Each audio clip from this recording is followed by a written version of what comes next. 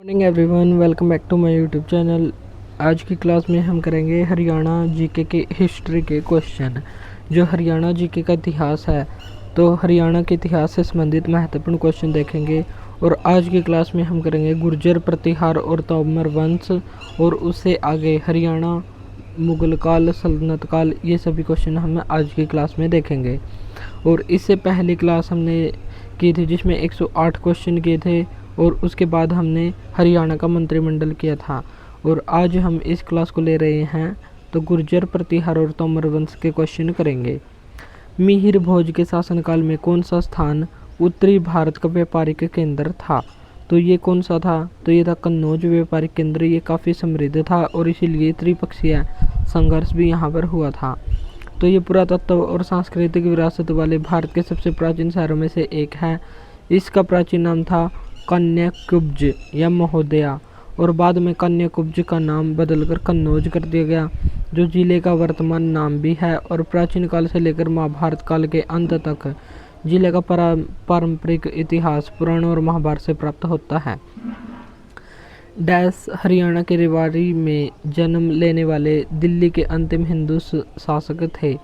तो दिल्ली के अंतिम हिंदू शासक ये थे हेमचंद्र विक्रमादित्य। तो हेमचंद्र विक्रमादित्य यहाँ का राइट आंसर हो जाएगा।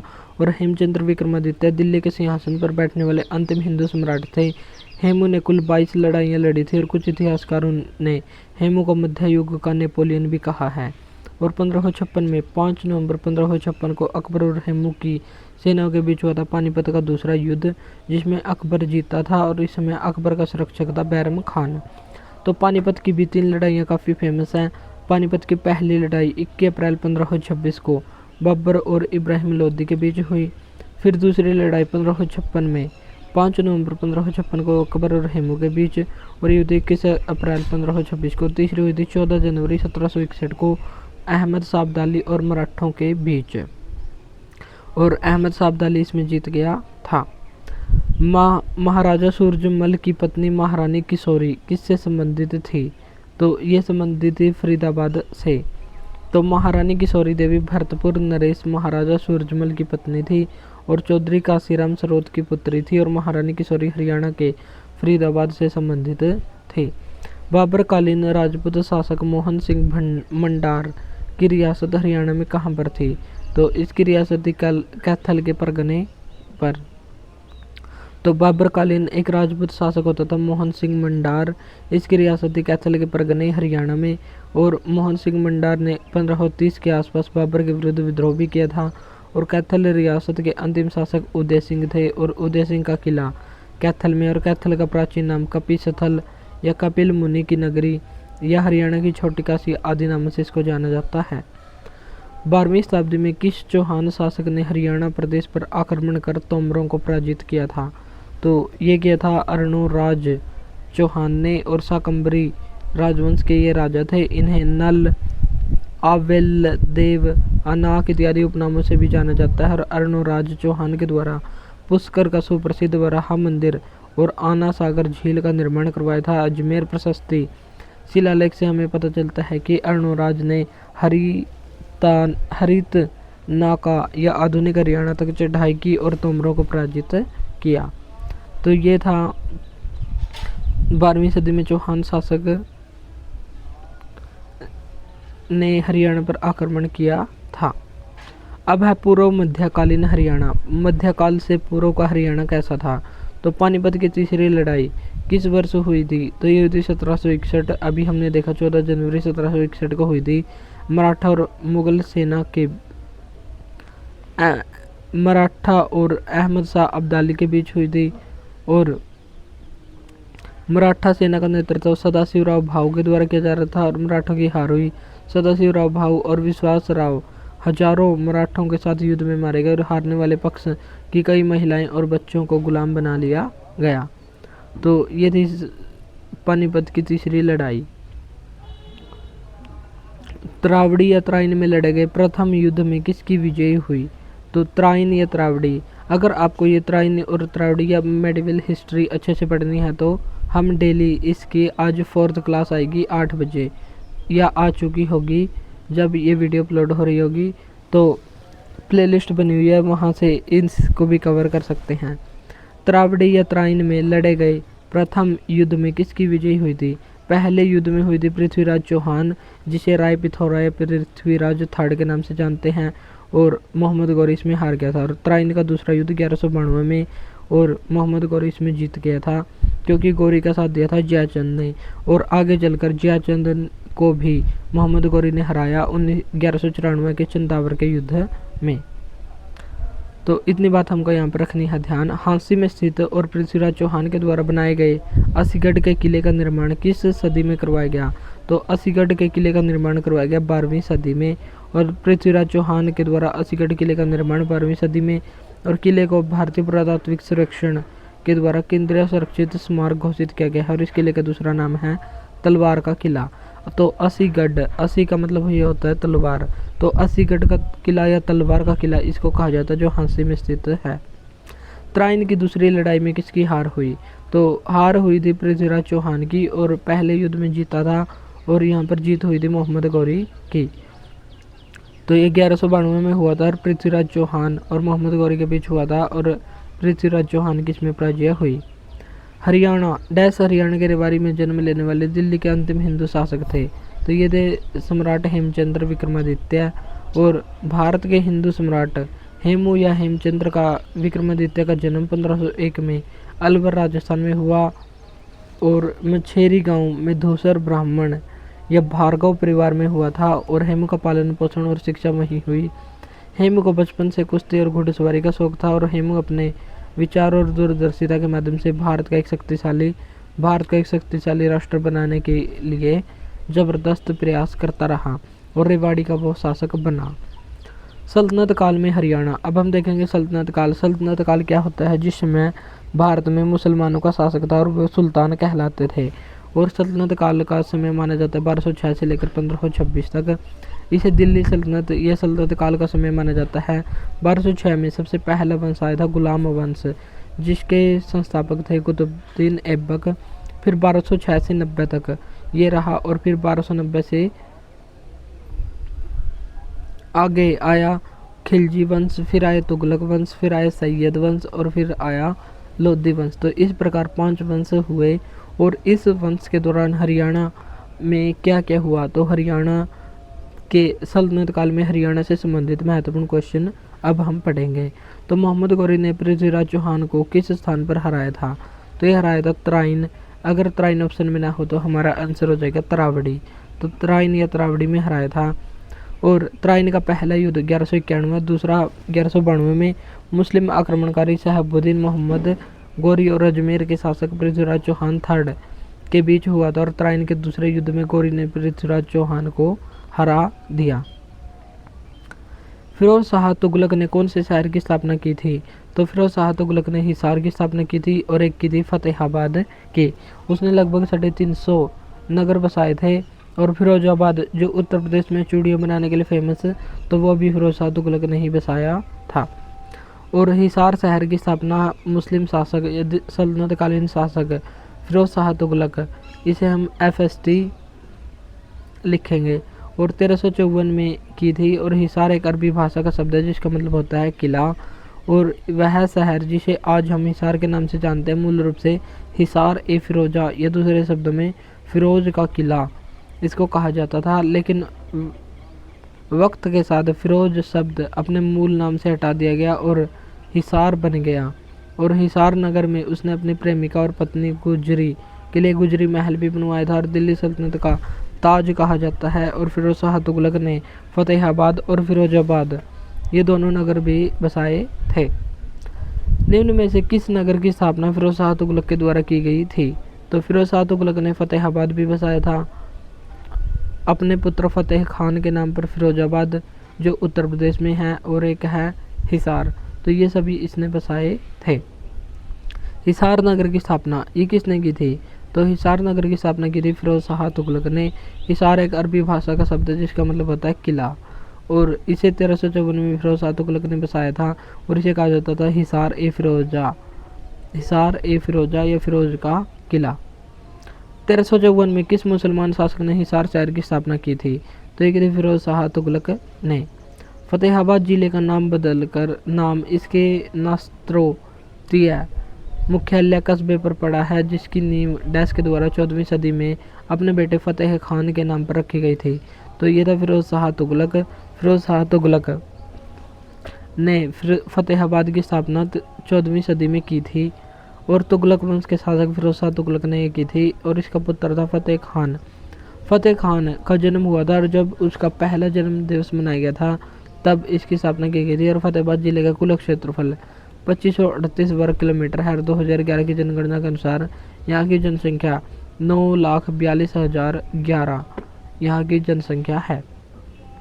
फतेहाबाद नामक नगर किस के नाम पर बसाया गया था? तो ये फतेह खान के नाम पर बसाया गया था। तो एक ही क्वेश्चन है, बार बार रिपीट हो रहे हैं और हम कर रहे हैं PYQ, यानी कि जितनी बार भी रिपीट होंगे वो हमारा उतना ही पक्का हो जाएगा। तुगलक शासक फिरोज शाह तुगलक ने हरियाणा प्रदेश के हिसार जिले में कौन सा नगर बसाया था? तो हरियाणा के हिसार में बसाया था, हरियाणा प्रदेश के हिसार जिले में ये फतेहाबाद बसाया था। वर्तमान समय में तो फतेहाबाद अलग है, लेकिन पहले वो हिसार का ही हिस्सा होता था और उसने हिसार जिले में फतेहाबाद नगर बसाया था। और ऐसा माना जाता है कि इस जगह पर फिरोज शाह तुगलक के पुत्र फतेह खान का जन्म हुआ था और इसी के नाम पर इस शहर का नाम फतेहाबाद पड़ा। और फतेहाबाद का प्राचीनतम वर्णन महर्षि पाणिनि की पुस्तक अष्टाध्यायी में भी मिलता है। तो अष्टाध्यायी में भी इसका वर्णन मिलता है। इब्राहिम लोदी का मकबरा ये कहाँ पर स्थित है? तो इब्राहिम लोदी का मकबरा ये पानीपत में स्थित है और बाबर ने इसका निर्माण करवाया था। एक था इब्राहिम खान जो शेरशाह सूरी का दादा था, उसका मकबरा। तो उसका मकबरा कहाँ पर है? तो ये बताना आपको कमेंट बॉक्स में। और शेरशाह सूरी का मकबरा ये सासाराम बिहार में है। इब्राहिम लोदी का मकबरा पानीपत में है और यह है मकबरा बू अली शाह कलंदर की दरगाह के पास है। और इब्राहिम लोदी वंश का अंतिम शासक था और पानीपत का पहला युद्ध ये होता है 21 अप्रैल 1526 को बाबर और इब्राहिम लोदी के बीच, जिसमें बाबर जीत गया था और इब्राहिम लोदी हार गया था। और इस युद्ध में इब्राहिम लोदी की मौत हो गई थी और इब्राहिम लोदी पहला शासक बना था जो किसी युद्ध में मारा गया हो। अतः मुगल वंश की स्थापना इसी युद्ध से हुई। दिल्ली की गद्दी पर बैठने वाला अंतिम हिंदू शासक ये कौन था? तो ये था हेमचंद्र, जिसे हेमचंद्र विक्रमादित्य भी कहते हैं। और ये दिल्ली की गद्दी पर बैठा था 1501 में। राजस्थान के अलवर में इसका जन्म हुआ और 7 अक्टूबर 1556 को हेमू ने मुगलों को हराकर दिल्ली पर विजय प्राप्त की। तुगलकाबाद में हेमू का राज्याभिषेक हुआ और हेमचंद्र ने विक्रमादित्य की उपाधि धारण की। और 5 नवंबर 1556 को पानीपत का दूसरा युद्ध हुआ, जिसमें हेमचंद्र और मुगलों की सेनाओं में टकराव हुआ। और इस युद्ध में यह युद्ध इतिहास में पानीपत की दूसरी लड़ाई के नाम से जाना जाता है। और इस युद्ध में हेमू की हार हुई और अकबर इसमें जीत गया। अशोककालीन टोपरा यह हरियाणा के यमुनानगर जिले अभिलेख को किसने दिल्ली के फिरोज शाह कोटला में स्थापित करवाया? तो ये करवाया था फिरोज शाह तुगलक ने। जो भी अभिलेख मिले थे तो उनको ये दिल्ली में स्थापित करवा देगा। तो यहाँ पर स्थापित करवाई फिरोज शाह तुगलक ने। तो अशोककालीन टोपरा स्तंभ लेख था जो यमुनानगर से मिला था, दिल्ली के फिरोज शाह कोटला में लाकर स्थापित किया गया। एक अन्य स्तंभ था मेरठ स्तंभ लेख, ये भी उत्तरी दिल्ली में स्थापित किया गया। और इन स्तंभ लेखों को सबसे पहले जेम्स प्रिंसेप ने 1837 में पढ़ा था। नेक्स्ट क्वेश्चन है, निम्न में से हरियाणा के किस नगर में तैमूर ने आक्रमण किया था? तो तैमूर ने आक्रमण किया था फतेहाबाद, सिरसा और हिसार, यानी कि सभी जगह पर आक्रमण किया था। और तैमूर और तीमर के नाम से जाना जाता था। यह 14वीं सदी का एक शासक था जिसने तैमूरी राजवंश की स्थापना की। तैमूर ने हरियाणा के फतेहाबाद, सिरसा, हिसार आदि शहरों पर हमला किया था। और तैमूर लंग का आक्रमण 1398 में हुआ था। तो ये भी हमको रखना है ध्यान। त्राइन की दूसरी लड़ाई किसने जीती थी? त्राइन की पहली लड़ाई 1191 में पृथ्वीराज चौहान और मोहम्मद गौरी के बीच। फिर 1192 में त्राइन की दूसरी लड़ाई, जिसमें मोहम्मद गौरी जीत गया और पृथ्वीराज चौहान हार गया और जयचंद ने इसका साथ दिया था। फिर 1194 में हुआ चंदावर का युद्ध, जयचंद को हरा दिया जो गढ़वाल वंश का शासक था। तो यही बात इसमें लिखी गई है कि वर्तमान त्राइन नक्षत्र वर्तमान करनाल और कुरुक्षेत्र में स्थित है। और मोहम्मद गौरी की विजयी हुई। जो हमने बात कर ली वही यहाँ पर है। निम्न में से कौन सा कथन गलत है, यानी कि गलत। हिसार का संस्थापक फिरोज शाह तुगलक है, बिल्कुल सही है। फरीदाबाद का संस्थापक शेख फरीद है। रेवाड़ी का संस्थापक, तो रेवाड़ी का संस्थापक राजा रेवत नहीं है। और सिरसा का संस्थापक ये है राजा सरस। बाकी ठीक है और तीसरा है गलत। तो रेवाड़ी का संस्थापक ये कौन है, तो ये है बनारसी दास। और फरीदाबाद का संस्थापक शेख फरीद 1707 में ये जहांगीर का खजांची होता था। और हिसार के संस्थापक फिरोज शाह तुगलक ने हिसार की स्थापना की थी 1354 में अपनी पत्नी या प्रेमिका गुजरी की याद में। गुलाम वंश का अंतिम शासक जिसने हरियाणा के जंगल कटवा दिए और अत्याचार किए वह कौन था, तो गुलाम वंश का ये शासक था बलबन। तो बलबन ने जो मेवात के जंगल थे उनको कटवा दिया था, क्योंकि वहाँ पर वे आने जाने वाले यात्रियों को लूटा करते थे। तो 3000 अफगान सैनिकों की भर्ती करवाकर बलबन ने उन सभी को वहाँ पर जंगल कटवाए और जो भी लूटते थे उनको पकड़ कर उन पर काफ़ी अत्याचार किए गए ताकि चोरी को रोका जा सके। तो इसका अभियान मेवात के लोगों के खिलाफ था, क्योंकि मेवात के लोग दिन दहाड़े दिल्ली के लोगों को परेशान करते थे। दिल्ली ने मेवात की जनजाति को नष्ट कर दिया और उनके गांव को उजाड़ दिया और ज़मीनें छीनकर अफगानों को बसने के लिए दे दिया। और गुलाम वंश का अंतिम शासक ये था शमसुद्दीन कैमूर्स। और पहला शासक था कुतुबुद्दीन ऐबक, जिसने जून 1206 में दिल्ली सल्तनत की स्थापना की। राजधानी लाहौर थी। इसके बाद शासक बना इल्तुतमिश। इल्तुतमिश अपनी राजधानी दिल्ली लेकर आया और दिल्ली सल्तनत का वास्तविक संस्थापक इसी को माना जाता है। और कुतुबुद्दीन ऐबक ने 1199 में कुतुब मीनार का निर्माण कार्य शुरू करवाया था, लेकिन इसको पूरा करवाया था इल्तुतमिश ने। और इसका पुनर्निर्माण ये फिरोज शाह तुगलक ने तुगलक वंश में करवाया था। फिरोज शाह तुगलक ने कौन से जिले की स्थापना की थी, तो फिरोज शाह तुगलक ने हिसार जिले की स्थापना की थी और एक फतेहाबाद और एक फिरोजाबाद इनकी स्थापना की थी। और हिसार की स्थापना 1354 में की थी। और फिरोज शाह तुगलक ने लगभग 300 नए नगर बसाए थे और इनमें से कुछ हैं जैसे हिसार, फिरोजाबाद, फतेहाबाद, जौनपुर, फिरोजपुर जो पंजाब में है, फतेहाबाद हरियाणा में, जौनपुर उत्तर प्रदेश में, फिरोजाबाद उत्तर प्रदेश और हिसार हरियाणा में। तो इन लगभग 300 नगरों की स्थापना इसके द्वारा की गई थी। नेक्स्ट, गुलाम वंश के सुल्तान बलबन ने हरियाणा के किस शक्तिशाली मेवों की शक्ति को नष्ट करने का प्रयास किया था, तो कब किया था ये प्रयास, तो ये प्रयास किया था 1265 में। और 1266 में उसने रक्त और लौह की नीति भी अपनाई थी। गुलाम वंश के सुल्तान गयासुद्दीन बलबन ने कई नागरिक और सैन्य सुधार किए और बलबन ने 1265 में हरियाणा के शक्तिशाली मेवों को डराकर दिल्ली में शांति स्थापित की। और मेव जनजाति दिल्ली के लोगों को अक्सर लूटते थे, जिसका वर्णन इतिहासकार बर्नी ने भी किया है। इब्राहिम लोदी का मकबरा ये कौन से शहर में, इब्राहिम लोदी का मकबरा ये तो है पानीपत में। और इब्राहिम खान का मकबरा ये नारनौल महेंद्रगढ़ में है। इब्राहिम लोदी का मकबरा ये पानीपत जिले में है और बाबर ने इसका निर्माण करवाया था। लोदी वंश का अंतिम शासक था और पानीपत के पहले युद्ध में हार के बाद मुगल साम्राज्य की स्थापना यहाँ पर हो गई थी। फिरोज शाह तुगलक से खोज किया गया शहर ये कौन सा है, तो फिरोज शाह तुगलक से संबंधित शहर है हिसार, जिसे हिसार फिरोजा के नाम से जाना जाता था। और हिसार नगर में ही उसने अपने प्रेमिका की याद में गुजरी महल का निर्माण करवाया था, जिसे दिल्ली सल्तनत का ताज कहते हैं। और भारत का ताज ये किसने बनवाया था, तो ये बनाया था शाहजहां ने अपनी पत्नी मुमताज महल की याद में। और लगभग 20 साल तक ये निर्माण कार्य चलता रहा।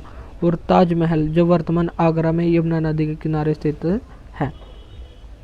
अब देखेंगे हम मुगल काल में हरियाणा, यानी कि मुगल शासक थे जो बाबर, हुमायूं, अकबर, जहांगीर, शाहजहां, औरंगजेब।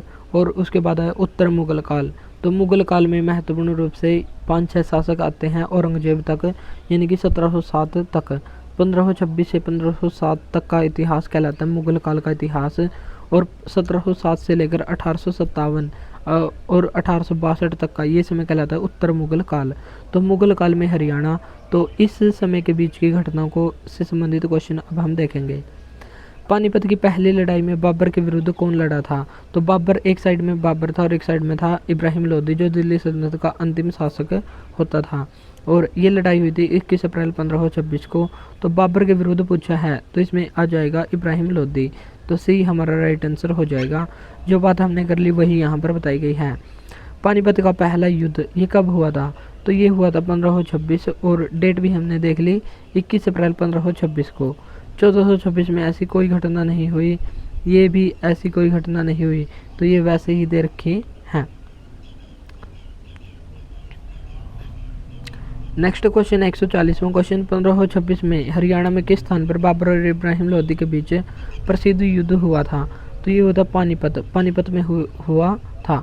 तावड़ू ये मेवात में है। कुरुक्षेत्र जींद यहाँ पर ऐसा कोई युद्ध नहीं हुआ और कुरुक्षेत्र में हुआ था महाभारत का युद्ध है। पानीपत की पहली लड़ाई ये किस वर्ष हुई थी? 21 अप्रैल 1526 को ये हुई थी। अकबर के समय रेवाड़ी का शासक ये कौन होता था? तो अकबर के समय रेवाड़ी का शासक होता था हेमचंद्र।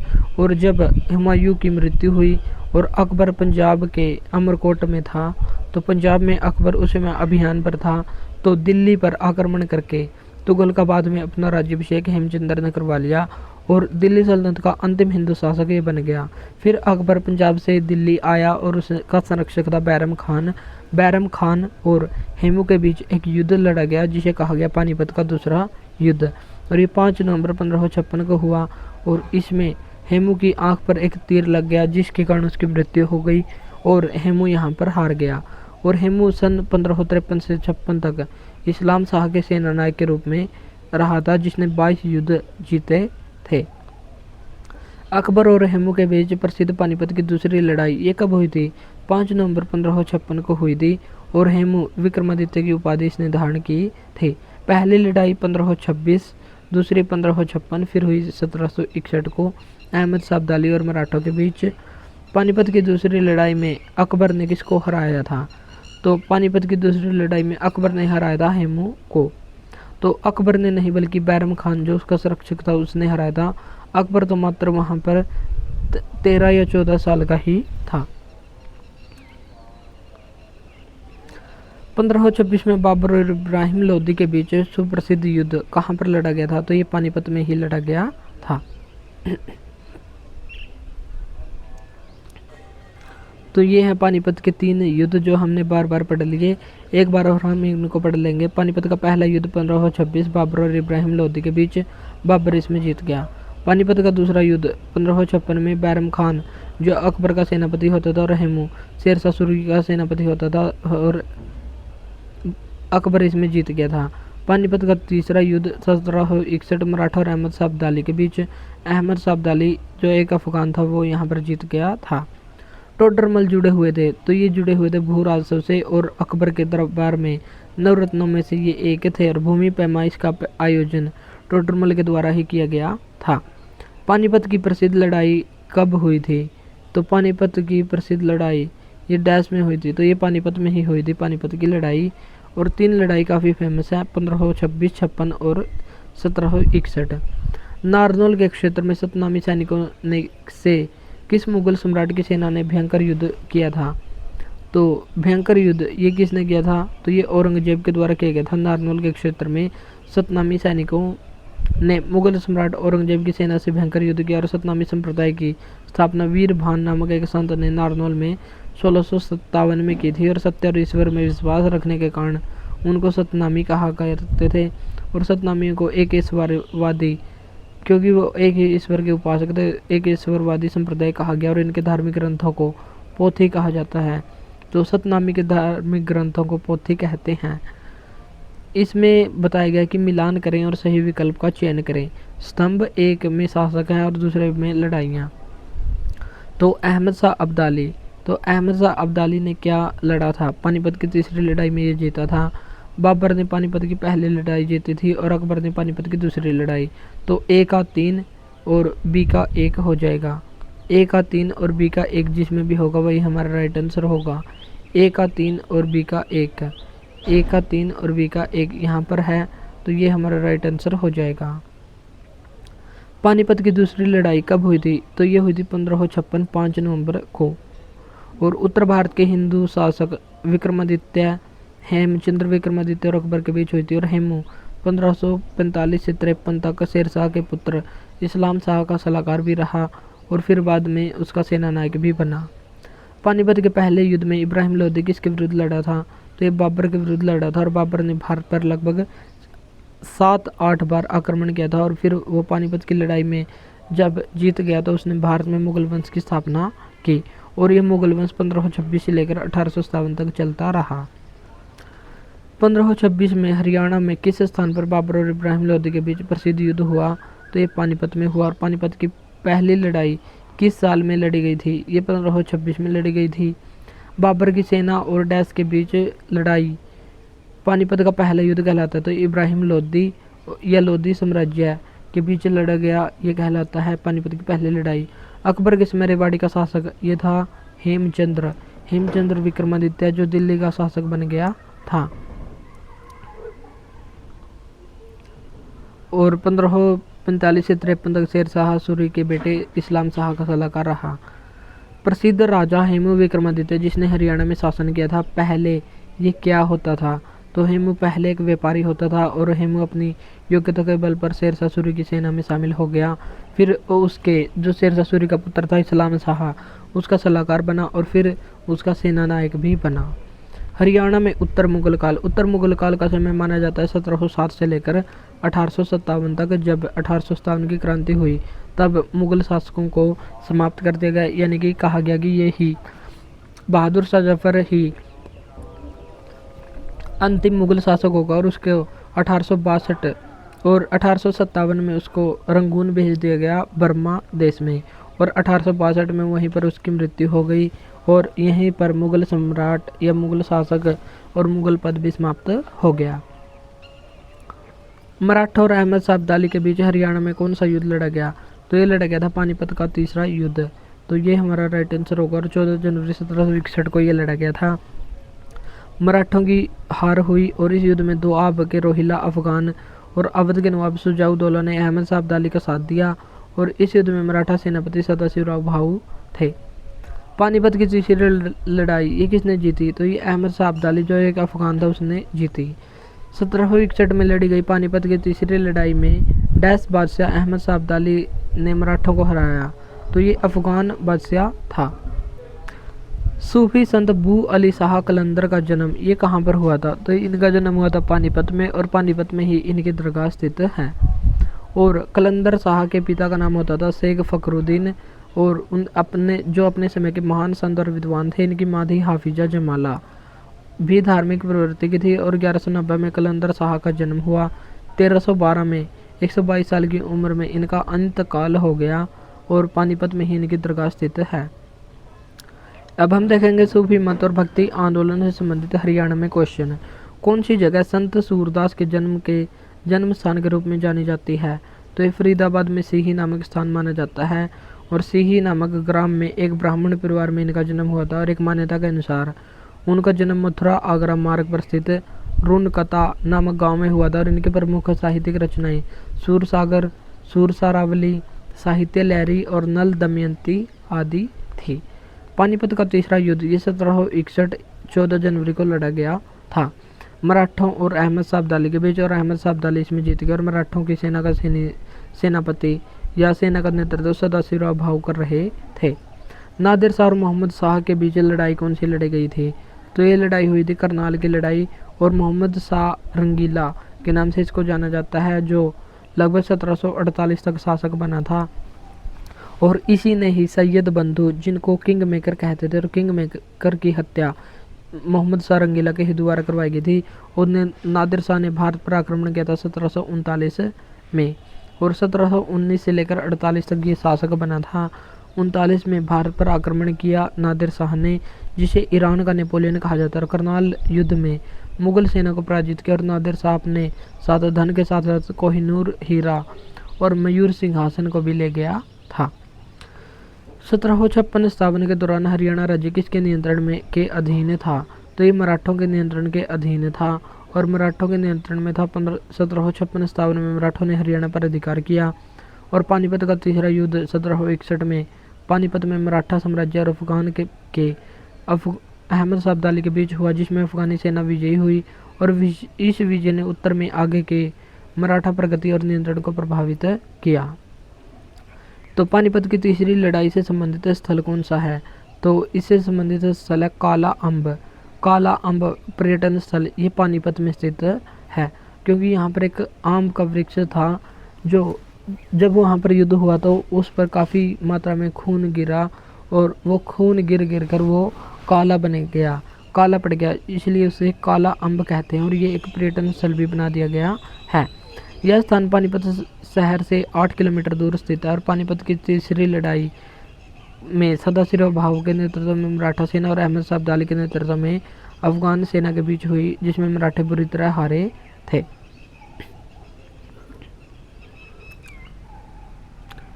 166वां क्वेश्चन है, कुरुक्षेत्र के स्थानेश्वर मंदिर का पुनर्निर्माण ये किसके द्वारा करवाया गया था? तो ये करवाया गया था मराठा सदाशिवराव भाऊ के द्वारा और इसका निर्माण करवाया गया और यह मंदिर शिव को समर्पित है। इस मंदिर के सामने एक छोटा सा कुंड है और इस मंदिर में महाभारत युद्ध के पूर्व पांडवों ने विजय की कामना करते हुए तो भगवान शिव की पूजा की थी। मराठा और अहमद शाह अब्दाली के बीच हरियाणा में कौन सा युद्ध लड़ा गया? पानीपत का तीसरा युद्ध। तो ए हमारा राइट आंसर हो जाएगा। पानीपत की तीसरी लड़ाई 1761 में मराठा तोपखानों का प्रभारी, तो ये कौन होता था? तो ये होता था इब्राहिम खान गारदी। तो इब्राहिम खान गारदी मराठा तोपखाने का प्रभारी होता था पानीपत के तीसरे युद्ध के दौरान। पानीपत की तीसरी लड़ाई के बाद मराठा शरणार्थियों को आश्रय किसने दिया? तो ये आश्रय दिया था सूरजमल ने और सूरजमल की पत्नी होती थी किशोरी, जो फरीदाबाद जिले से संबंधित थी। किस निम्न में से किस युग में शासक और रियासत का मिलान सही नहीं है? तो अब्दुल रहमान खान झज्जर बिल्कुल सही है, अहमद अली फर्रुखनगर ये भी सही है, और राजा नाहर सिंह वल्लभगढ़ और हसन अली खान ये बहादुरगढ़ यहाँ पर गलत लिखा हुआ है। और हसन अली खान दुजाना की एक रियासत के फकीर बाबा दुर्जन शाह के द्वारा इसका शाब्दिक किया गया था। रोहतक और झज्जर के बीच स्थित है दुजाना, तो यहाँ के शासक थे। पानीपत की तीसरी लड़ाई ये 1761 में हुई थी और यहाँ पर नेतृत्व पेशवा बाजीराव का चचेरा भाई सदाशिवराव भाऊ और पेशवा का पुत्र था विश्वास राव, तो इनके द्वारा किया गया था। किस मुगल शासक के शासनकाल में हरियाणा पर अंग्रेजों का नियंत्रण स्थापित हुआ था? तो अंग्रेजों का नियंत्रण स्थापित हुआ था शाह आलम के दौरान। शाह आलम जब 1764 में हुआ था बक्सर का युद्ध, तो उसमें मुगल शासक थे शाह आलम सेकंड और इसी समय अवध के नवाब और एक और था, तो उनके द्वारा इसका नेतृत्व किया गया और संयुक्त सेना लड़ी गई, फिर भी इसमें ईस्ट इंडिया कंपनी जीत गई थी।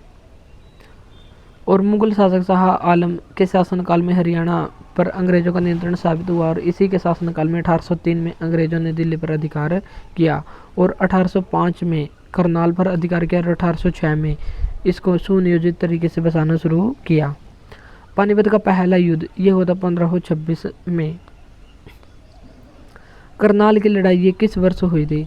तो करनाल की लड़ाई हुई थी 1739 में और ये हुई थी मोहम्मद शाह रंगीला और ईरान का नेपोलियन कहा जाने वाला नादिर शाह के बीच। तो ये हुई थी और इस युद्ध में नादिर शाह विजयी हुआ। नादिर शाह के सैनिकों ने दिल्ली में भयंकर लूटपाट मचाई और मुगल बादशाह का पूरा खजाना फारसियों के द्वारा लूटा गया और इस युद्ध के बाद मोहम्मद शाह दिल्ली का बादशाह बना रहा। पानीपत की तीसरी लड़ाई अहमद शाह अब्दाली और किसके बीच हुई? मराठा शासकों के बीच हुई। पानीपत का तीसरा युद्ध अहमद शाह अब्दाली और मराठा शासक सेनापति सदाशिवराव भाऊ के बीच हुआ था और वर्तमान में पानीपत का मैदान हरियाणा के पानीपत जिले में है। इस युद्ध में दोआब रोहिला अफगान और अवध के नवाब शुजाउद्दौला ने अहमद शाह अब्दाली का साथ दिया था। डैश निर्णायक युद्ध था और इसने उत्तरी भारत में मुस्लिम प्रभुत्व की नींव रखी, तो ये कौन सा था?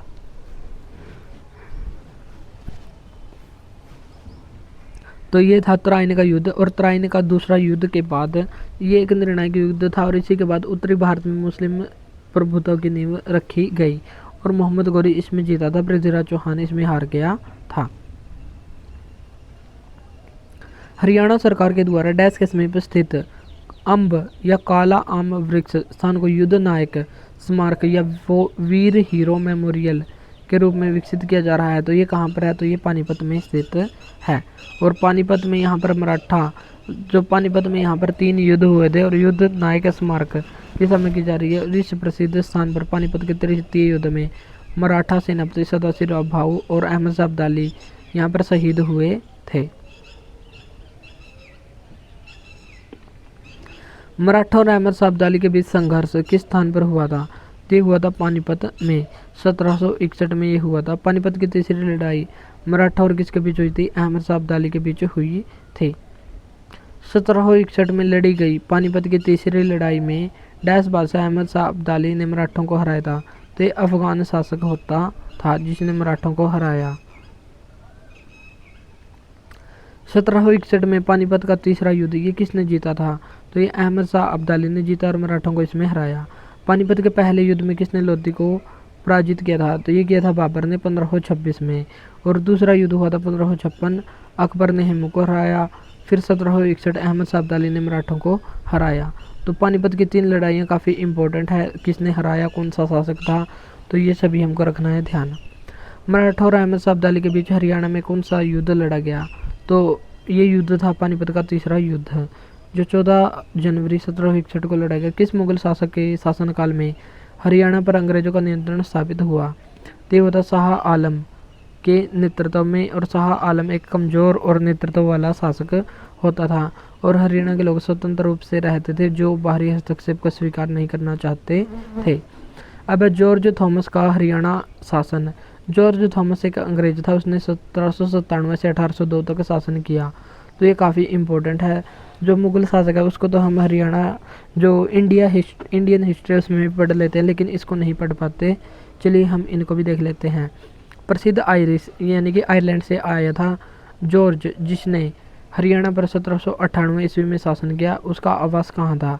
तो उसका आवास था जहाज कोठी, जिसे जॉर्ज कोठी कहते हैं। आयरलैंड का मूल निवासी था जो सिरसा और रोहतक के बीच के क्षेत्र में बेताज शासक जॉर्ज थॉमस ने अपने निवास के लिए जहाज कोठी का निर्माण करवाया। और यह अपनी अलग स्थिति के कारण समुद्र के में एक जहाज की तरह दिखाई देता था, जिसे जहाज कोठी के नाम से जाना जाता है।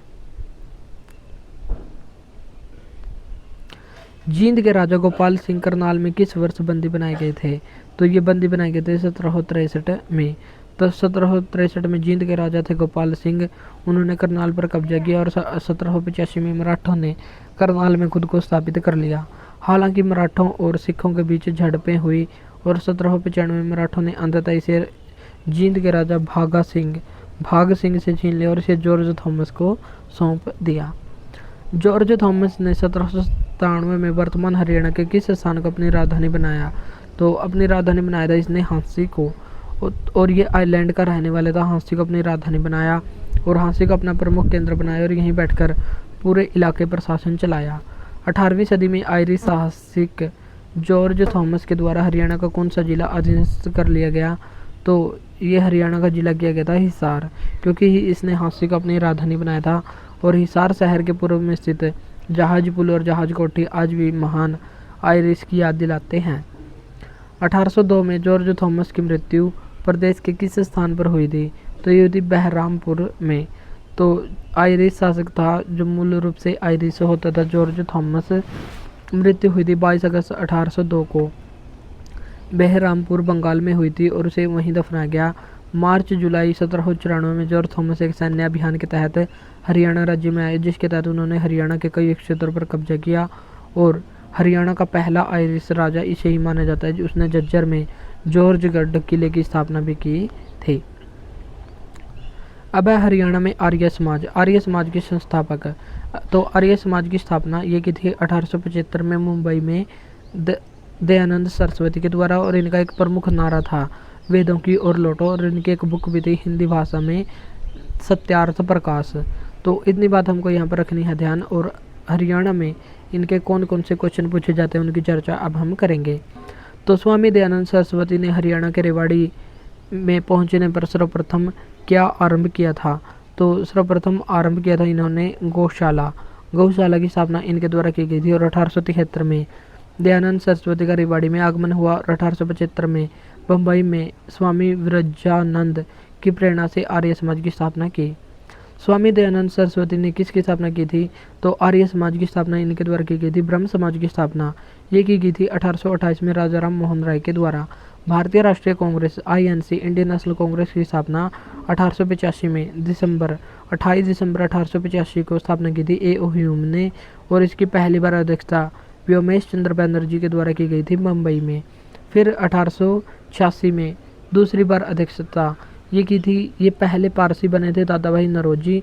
फिर 1887 में पहले अंग्रेज बने थे, पहले मुस्लिम अध्यक्ष बने थे कांग्रेस के, वो थे बदरुद्दीन तैयब जी।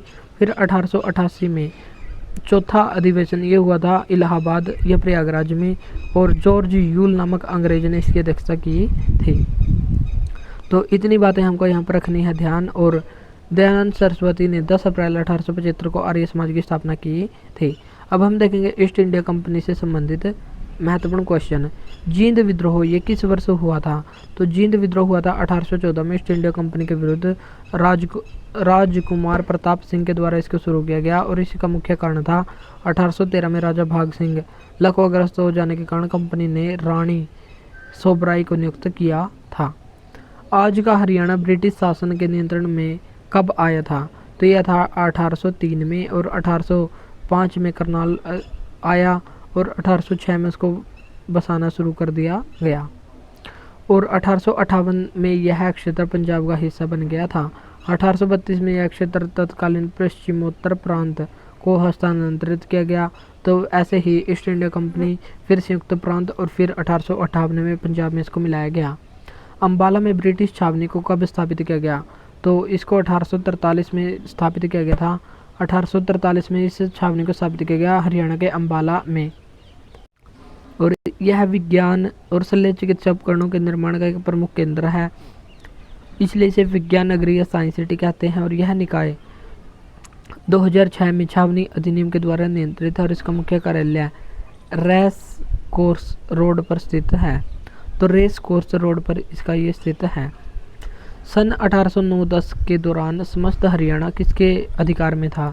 तो समस्त हरियाणा ये था अंग्रेजों के अधिकार में। 1809-10 के दौरान समस्त हरियाणा अंग्रेजों के अधिकार क्षेत्र में आ गया। 1809 में अमृतसर की संधि हुई, जिसमें महाराजा रणजीत सिंह और ये अंग्रेजों के बीच हुई थी, और इस संधि के तहत सतलुज नदी को ब्रिटिश राज और रणजीत सिंह के बीच सीमा के रूप में तय किया गया। यानी कि सतलुज नदी से पंजाब की साइड महाराजा रणजीत सिंह शासन करेंगे, और सतलुज नदी से इधर की ओर यानी कि हरियाणा की ओर ये अंग्रेज शासन करेंगे। तो ऐसी संधि हुई थी अमृतसर की संधि 1809 में, और सतलुज के पूर्व का सारा क्षेत्र अंग्रेजों के अधीन आ गया, जिसमें हरियाणा राज्य क्षेत्र भी शामिल था। नेक्स्ट है 1897 की क्रांति। तो 1897 की क्रांति से संबंधित में इंपॉर्टेंट क्वेश्चन यहाँ से पूछे जाते हैं।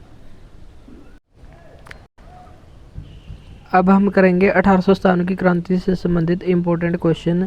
तो राव तुलाराम ने राव गोपाल देव और राव धन सिंह के साथ अहीरों को कहाँ एकत्रित किया था, जो 1857 की क्रांति में अंग्रेजों के साथ युद्ध हुआ था? तो ये एकत्रित किया था नसीबपुर किला में, और राव तुलाराम ने राव गोपाल सिंह और राव धन सिंह के साथ अहीरों को नसीबपुर किले में इकट्ठा किया था, जिन्होंने 16 नवंबर 1857 को अंग्रेजों के साथ युद्ध किया, जिसमें लगभग 5000 से अधिक सैनिक शहीद हुए थे। 1897 की क्रांति में हरियाणा के वीरों की पराजय का मुख्य कारण क्या था? मुख्य कारण ये होता था कि अन्य रियासतों से सहयोग न मिलना, एक रियासत दूसरी का सहयोग नहीं कर रही थी, शस्त्र का पर्याप्त मात्रा में न मिलना, और एक नेतृत्व न मिलना। यानी कि अलग अलग रियासत के राजा अलग अलग नेतृत्व कर रहे थे, जिसके कारण उनमें आपस में फूट हो गई और वो हार गए। अगर वो एक साथ मिलकर लड़ते तो वो ज़रूर से ज़रूर जीत जाते। 1857 की क्रांति में हरियाणा के किस जिले का योगदान रहा था? तो ये हरियाणा के जिले थे गुड़गांव, हिसार और रोहतक, सभी का योगदान था। और 13 मई 1857 को गोपाल देव, जो मेरठ में विद्रोह में भी शामिल थे, गुरुग्राम पहुंचे और वहां पर भी विद्रोह प्रारंभ हो गया। हिसार और रोहतक में मई के तीसरे सप्ताह में क्रांति की ज्वाला भड़कने लगी, और 1857 की क्रांति में जींद, नाभा और पटियाला रियासत ने क्रांतिकारियों का साथ न देकर अंग्रेजों का साथ दिया था। तो गद्दार रियासत के नाम से जींद, नाभा और पटियाला इनको जाना जाता है। तो हरियाणा के इतिहास में गद्दार रियासत ये थी जींद, जो हरियाणा में ही है। नाभा और पटियाला ये वर्तमान पंजाब में है, लेकिन अगर पूछा जाए हरियाणा की गद्दार रियासत तो ये हो जाएगी जींद, जिसको वर्तमान में हार्ट ऑफ हरियाणा या दूध नगरी भी कहते हैं। 1857 की क्रांति में क्रांति का बीज कहाँ से शुरू हुआ था? तो ये शुरू हुआ था अम्बाला छावनी से। और 1857 की क्रांति की शुरुआत अम्बाला छावनी से 10 मई 1857 को हुई। बिशारत अली और सबर खान का हरियाणा में 1857 की क्रांति के दौरान विशेष योगदान रहा और इस दौरान वहां सरकारी कार्यालयों को जलाने के साथ ही जेल से कैदियों को मुक्त कराने का काम भी किया गया। हिसार में 1857 की क्रांति का विद्रोह ये किसने किया था? तो ये किया था मोहम्मद आजम के द्वारा। और 10 मई 1857 को क्रांति का बिगुल बज चुका था अम्बाला से, और हरियाणा के लोगों के द्वारा पहली बार इसको बजाया गया। और फरीदाबाद में धनु सिंह, बल्लभगढ़ में गफूर अली, पलवल में हरसुख राय आदि विद्रोहों के महत्वपूर्ण नेता थे। 1857 के स्वाधीनता संग्राम में राव तुलाराम ने किस क्षेत्र में अंग्रेजों का मुकाबला किया था? तो ये किया था अंग्रेजों का मुकाबला नारनौल रेवाड़ी में। राव तुलाराम ने खुद को स्वतंत्र घोषित करते हुए राजा की उपाधि धारण कर ली और नसीबपुर नारनौल के मैदान में अंग्रेजों से युद्ध किया, और जिसमें उनके 5000 से ज़्यादा सैनिक शहीद हुए। 1857 के स्वतंत्रता संग्राम में बल्लभगढ़ के किस राजा ने बलिदान दिया था? तो ये दिया था राजा नाहर सिंह के द्वारा। तो राजा नाहर सिंह ने बलिदान दिया था, और जिनका जन्म 1827 में बल्लभगढ़ में हुआ। और 1857 में भारत के प्रथम स्वतंत्रता संग्राम के नायकों में से एक थे। 9 जनवरी 1858 को इन्होंने अंग्रेजों को इन्हें अंग्रेजों ने फांसी दे दी। तो अंग्रेजों के द्वारा फांसी दी गई थी 9 जनवरी 1858 को। 1857 में फर्रुखनगर के किस नवाब ने अंग्रेजों से टक्कर ली थी? तो फर्रुखनगर का कौन सा ऐसा शासक था जिसने अंग्रेजों से टक्कर ली थी? तो ये था 1857 की क्रांति के समय फर्रुखनगर का नवाब था अहमद अली, जो ऑप्शन में एक भी नहीं है।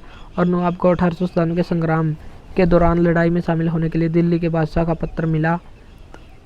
इसके बाद नवाब आज़ादी की लड़ाई में कूद पड़े और 3 दिनों तक चले घमासान युद्ध के बाद आखिरकार अंग्रेजों ने नवाब को बंदी बना लिया और बाद में मुकदमा चलाकर दिल्ली के फवारा चौक पर उसे फांसी दे दी। रोहतक में 1857 की क्रांति में किसने महत्वपूर्ण भूमिका निभाई? तो रोहतक में महत्वपूर्ण भूमिका निभाई रांगड़ों ने। तो रांगड़ों के खरखुद्दा के किसान नेता थे बिसारत अली और बाबर खान के नेतृत्व में विद्रोह हुआ और इलाके से ब्रिटिश शासन के सभी प्रतीकों को समाप्त कर दिया और उन्हें दिल्ली के तफजल हुसैन से मदद मिली। नसीबपुर नारनौल किस रूप में जाना जाता है?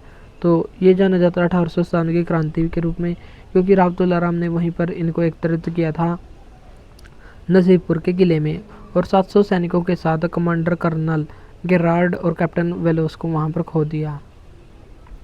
हरियाणा का कौन सा वीर सेनानी मेरठ क्रांति के समय मेरठ का नायब कोतवाल होता था? तो ये होता था राव कृष्ण गोपाल।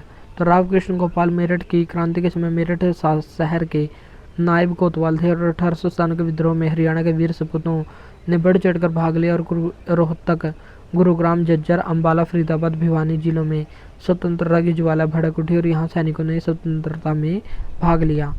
प्रथम स्वाधीनता संग्राम में बल्लभगढ़ के किस राजा ने दिल्ली में क्रांतिकारी सेनाओं का नेतृत्व किया? तो ये था राजा नाहर सिंह, जिसको 9 जनवरी 1858 को फांसी भी दी गई थी और 120 से अधिक दिनों तक दिल्ली की सीमाओं की रक्षा की थी। और ब्रिटिश हुकूमत से नाहर सिंह को विश्वासघात से पकड़ा और दिल्ली में चांदनी चौक पर उनको फांसी पर लटका दिया। 1857 के स्वतंत्रता संग्राम में बल्लभगढ़ को किस राजा ने बलिदान दिया था? तो ये दिया था राजा नाहर सिंह, जो बल्लभगढ़ का था। 1827 में इनका जन्म हुआ। 9 जनवरी 1858 को इनको फांसी दी गई। 1857 के विद्रोह के बाद हरियाणा को डैश से के साथ मिला लिया गया, तो इसको पंजाब के साथ मिला लिया गया 1858 में। और कांग्रेस व राष्ट्रीय आंदोलन से संबंधित महत्वपूर्ण क्वेश्चन, और आज की क्लास में हम टोटल 232 नंबर क्वेश्चन तक करेंगे, जिसमें हमारी हरियाणा हिस्ट्री कंप्लीट हो जाएगी। देशी रियासतों में लोगों के संगठनों के द्वारा चले राष्ट्रीय आंदोलन को क्या कहते हैं? तो इसको कहते हैं प्रजामंडल आंदोलन। और जब देश के अलग अलग हिस्सों में राष्ट्रवादी आंदोलन उभर रहे थे, तब रियासत खासकर मैसूर, हैदराबाद, बड़ौदा, इंदौर, जामनगर, काठियावाड़ आदि में लोगों ने संगठन बनाकर आंदोलन शुरू किए और इस प्रकार के आंदोलनों को प्रजामंडल आंदोलन कहा गया। हरियाणा के पलवल जिले से अंग्रेजों ने गांधी जी को कब गिरफ्तार किया था? तो ये गिरफ्तार किया था अप्रैल 1919 को रोलेट एक्ट के खिलाफ पंजाब जाते हुए महात्मा गांधी को पलवल रेलवे स्टेशन पर 10 अप्रैल 1919 को गिरफ्तार कर लिया गया और उनकी इस याद को चिरस्थायी बनाए रखते हुए नेताजी सुभाष चंद्र बोस ने 2 अक्टूबर 1938 को पलवल में गांधी सेवा आश्रम की नींव रखी और गांधी सेवा आश्रम में 1962 में गांधी जी की प्रदर्शनी को स्थापित किया गया था। नेक्स्ट है 212वां क्वेश्चन, भारत छोड़ो आंदोलन किस वायसराय के शासनकाल से प्रारंभ हुआ? तो भारत छोड़ो लेनिनलिथगो के समय हुआ था और गांधी इरविन समझौता ये हुआ था 5 मार्च 1931 को। माउंटबेटन भारत आज़ाद होने के समय वायसराय था और ये स्वतंत्र भारत का पहला वायसराय भी बना था और भारत का अंतिम वायसराय ये ही था। और डलहौजी 1848 से 56 तक था और इसी के समय विधवा पुनर्विवाह अधिनियम आया था और 1848 और 1853 में पहली रेलगाड़ी भी चली थी जो 16 अप्रैल 1853 को चली थी मुंबई से ठाणे के बीच। और वुड डिस्पैच ये 1854 में इसी के समय आया था जिसे आधुनिक शिक्षा का मैग्ना कार्टा कहते हैं। और भारत छोड़ो आंदोलन 9 अगस्त 1942 को शुरू हुआ और आरंभ होते ही ऑपरेशन 0 आवर चलाया गया जिसके तहत गांधी जी और अन्य कांग्रेस के नेताओं को गिरफ्तार कर लिया गया और इस आंदोलन के प्रारंभ में गांधी जी ने करो या मरो का नारा भी दिया था। 30 जुलाई 1919 को गांधी जी को हरियाणा के किस जिले में गिरफ्तार किया गया?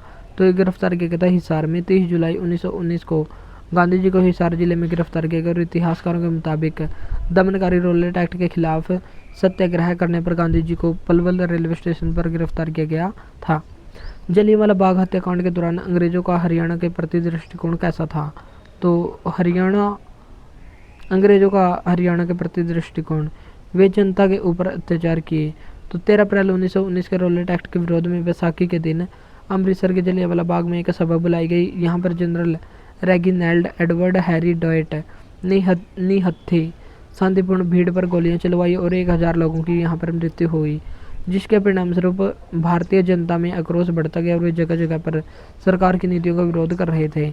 उनमें हरियाणा के लोग भी शामिल थे और ब्रिटिश सरकार ने इस विरोध का दमन करने के लिए बर्बरतापूर्ण उन पर काफ़ी अत्याचार किए ताकि विरोध या विद्रोह को दबाया जा सके। असहयोग आंदोलन के प्रमुख नेता हरियाणा में कौन थे? तो ये थे लाला लाजपत राय जिनको पंजाब केसरी के नाम से जाना जाता है। और असहयोग आंदोलन ये 1 अगस्त 1920 को शुरू हुआ और इसी दिन बाल गंगाधर तिलक की मृत्यु भी हुई थी।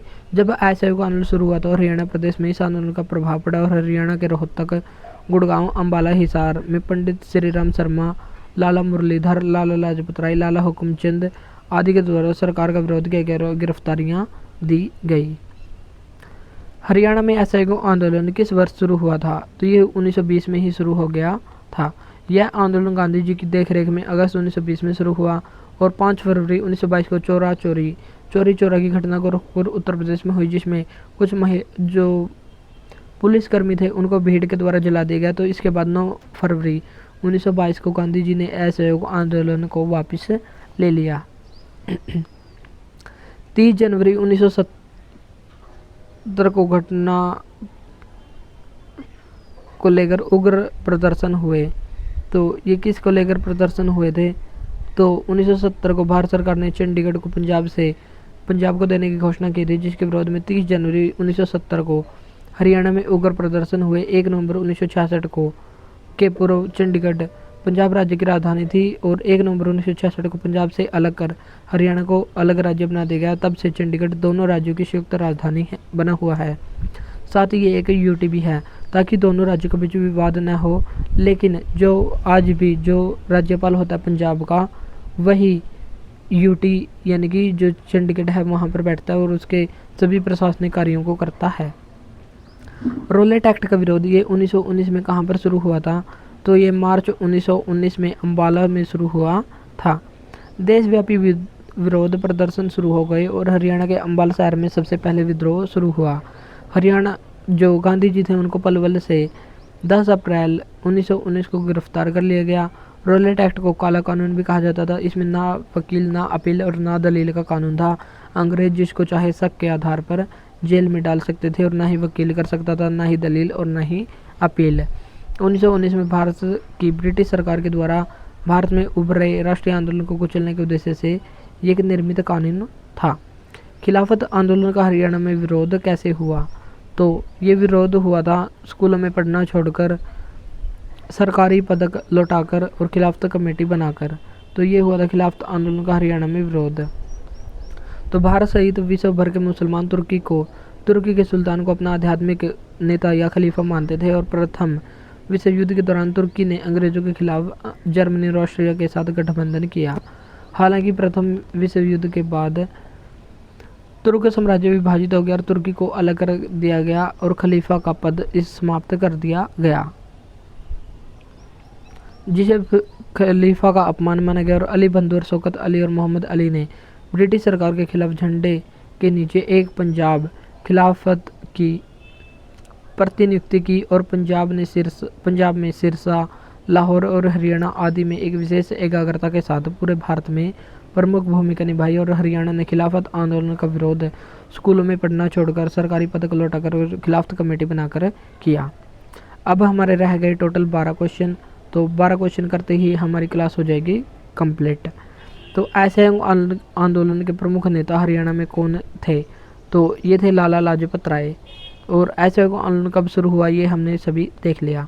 भारत छोड़ो आंदोलन में भाग लेने के लिए किसे गिरफ्तार किया गया था?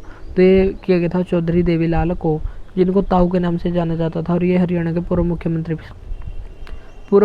भी रह चुके हैं। और 1947 में आज़ादी के समय भारतीय स्वतंत्रता संग्राम में सक्रिय रूप से भाग लिया। स्वतंत्रता आंदोलन के दौरान 8 अक्टूबर 1930 को वे 1 साल के लिए जेल हिसार भी गए, और भारत छोड़ो आंदोलन के दौरान भी वे एक बार पुनः 2 वर्ष के लिए 5 अक्टूबर 1942 को जेल भेजे गए, और 6 अप्रैल 2001 को उनकी मृत्यु हो गई थी। M.K. गांधी, मोहनचंद करमचंद गांधी को पलवल रेलवे स्टेशन पर किस दिन गिरफ्तार किया गया? 10 अप्रैल 1919 को गिरफ्तार किया गया था, जब वे रोलेट एक्ट का विरोध करने पंजाब जा रहे थे। हरियाणा में होम रूल आंदोलन के प्रचार का श्रेय किसको जाता है? तो होम रूल आंदोलन का प्रचार ये किसने किया था? तो ये किया था होम रूल आंदोलन का प्रचार पंडित नेकीराम शर्मा के द्वारा। और नेकीराम शर्मा ने 1919 में रोलेट एक्ट विरोधी आंदोलन, 1920-22 में असहयोग आंदोलन, 1930-34 में नमक सत्याग्रह, 40-41 में व्यक्तिगत सत्याग्रह में भी भागीदारी की। हरियाणा में यूनियनिस्ट पार्टी की पहुंच के विस्तार के लिए 1923 में फजल ए हुसैन के साथ मिलकर जमींदारा लीग, इसकी स्थापना किसने की थी? सर छोटूराम के द्वारा की गई थी, जिनको भाखड़ा बांध का जन्मदाता भी माना जाता है, और जो हिंदू, मुसलमान और सिख कृषकों का एक गठबंधन होता था। हरियाणा के डैश जिले से लाला लाजपत राय ने स्वदेशी आंदोलन में भाग लिया? तो ये भाग लिया था हिसार से। तो हिसार जिले से लाला लाजपत राय ने स्वदेशी आंदोलन में भाग लिया, और स्वदेशी आंदोलन 1905 में बंगाल विभाजन के विरोध में शुरू हुआ था, और ये 1905 में 7 अगस्त 1905 को कलकत्ता के टाउन हॉल से शुरू हुआ था। विदेशी वस्तुओं का बहिष्कार इसमें किया गया था। लाला लाजपत राय ने स्वदेशी आंदोलन में किस जिले से सक्रिय रूप से भाग लिया था? तो ये भाग लिया था हिसार से। लाला लाजपत राय ने हिसार से किस आंदोलन में सक्रिय रूप से भाग लिया? तो ये किस में भाग लिया था? स्वदेशी आंदोलन में भाग लिया था। लाला लाजपत राय ने हिसार से किस आंदोलन में सक्रिय रूप से भाग लिया? स्वदेशी आंदोलन में।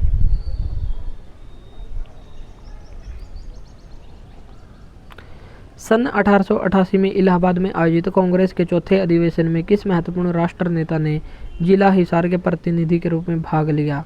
तो ये लाला लाजपत राय के द्वारा लिए गए। इलाहाबाद में 1888 में कांग्रेस का चौथा अधिवेशन हुआ था, और इन्होंने कुछ समय हरियाणा के रोहतक और हिसार शहर में वकालत भी की थी। और ये भारतीय राष्ट्रीय कांग्रेस के गर्म दल के नेता थे।